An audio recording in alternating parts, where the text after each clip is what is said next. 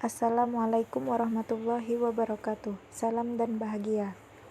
Kami dari kelompok 10 ingin mempresentasikan hasil diskusi kami dengan membahas tentang riset kuantitatif dan kualitatif, etnografi, dan fenomenologi. Baiklah, sebelumnya saya akan memperkenalkan teman-teman saya terlebih dahulu. Yang pertama, Asri Solika, NIM 2018-017-010. Yang kedua, Suci Rosimawati, NIM 2018-017-021. Yang terakhir, saya sendiri, Azkar Redova Levi, NIM 2018-017-037.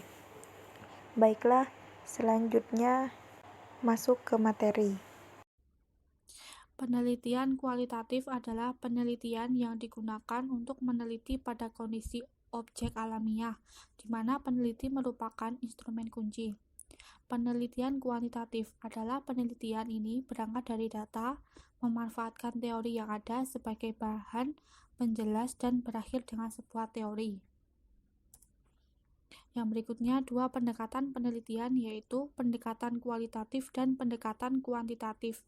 Terdapat perbedaan yang sangat mendasar baik dari teori maupun praktik.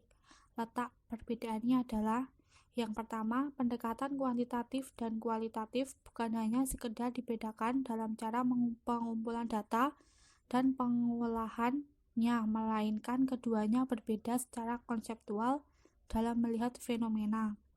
Yang kedua, pendekatan kuantitatif melihat fenomena dari aspek materi yang tampak kajian dampak faktor-faktor yang mempengaruhi sebagai suatu gabungan variabel. Sedangkan pendekatan kualitatif melihat fenomena dari aspek non-materi, di balik yang tampak kajian makna sebagai sesuatu yang holistik.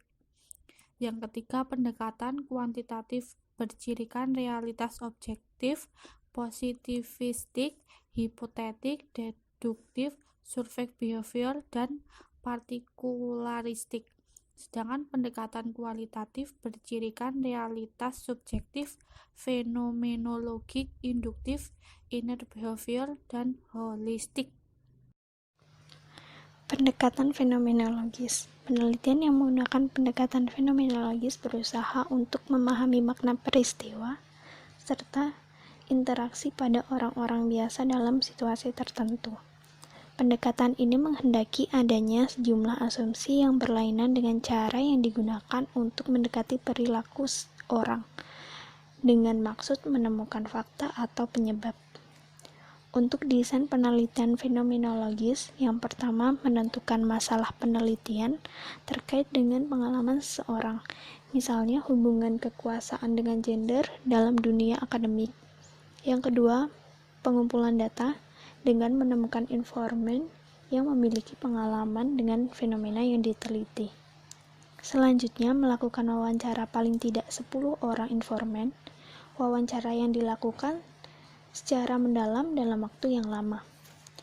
Yang ketiga, analisis data. Untuk kegiatannya, yang pertama, mengorganisasikan data. Yang kedua, menyusun pernyataan informan dengan mencari makna, mengelompokkan tema, dan memperluas teks. Yang terakhir, mendeskripsikan makna pengalaman yang diteliti bagi si peneliti. Selanjutnya, pendekatan etnografi. Etnografi merupakan pekerjaan mendeskripsikan suatu budaya.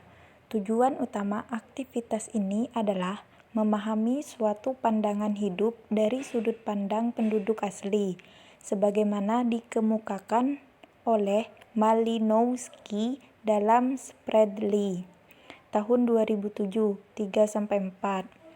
Tujuan etnografi adalah memahami sudut pandang penduduk asli, hubungannya dengan kehidupan, untuk mendapatkan pandangannya mengenai dunianya. Oleh karena itu, penelitian etnografi melibatkan aktivitas belajar mengenai dunia orang yang telah belajar melihat, mendengar, berbicara, berpikir, dan bertindak dengan cara yang berbeda. Jadi, etnografi tidak hanya mempelajari masyarakat, tapi lebih dari itu, etnografi belajar dari masyarakat. Terus selanjutnya, alur penelitian etnografi. Yang pertama, menetapkan seorang informan. Yang kedua, melakukan wawancara terhadap informan. Yang ketiga, membuat catatan etnografis. Yang keempat, mengajukan pertanyaan deskripsi. Yang kelima, melakukan analisis wawancara etnografi. Yang keenam, membuat analisis domain. Yang ketujuh, mengajukan pertanyaan struktur.